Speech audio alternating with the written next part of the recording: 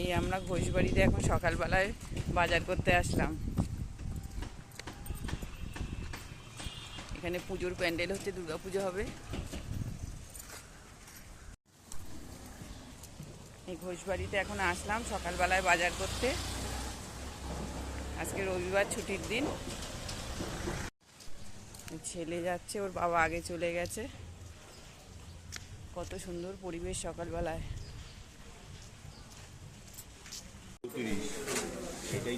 হ্যাঁ, এদিকেও আরো কম আছে নাকি? এটাই না, ডক্টর চয়েস নিয়েছি দুটো, আর একটা নাও।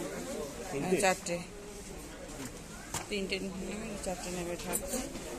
তেলের, সর্ষের তেলের বোতল নিয়েছো?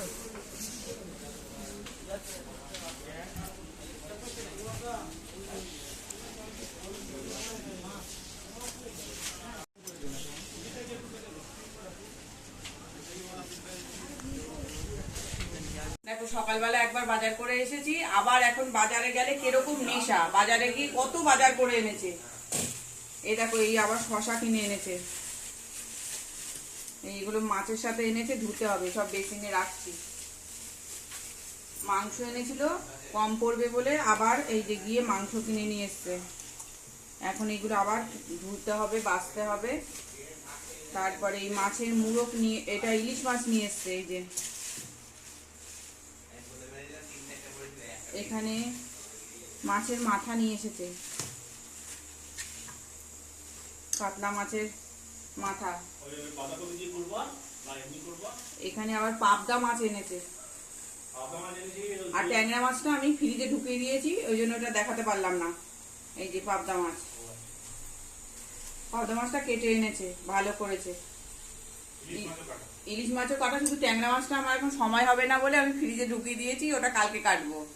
আজকে বিরিয়ানি রান্না হবে, তাই এই সব সরঞ্জাম গোছানো হয়েছে। বিরিয়ানিটা হয়ে গেলে দেখাবো। ডাক্তার দেখিয়ে জল খাবার কিনে বাজার করে একবারে বাড়ি এসেছি। এই যে বাজার থেকে এনেছি মাংস, এই যেখানে ফ্যাসা মাছ, এখানে ইলিশ মাছ, আর এখানে এই যে চিংড়ি, দুরকম চিংড়ি আছে, এই নিয়ে এসেছি। আর সবজি বাজারও আছে, একবারে বাজার করে নিয়ে এসেছি। এবার রান্না বান্না হবে।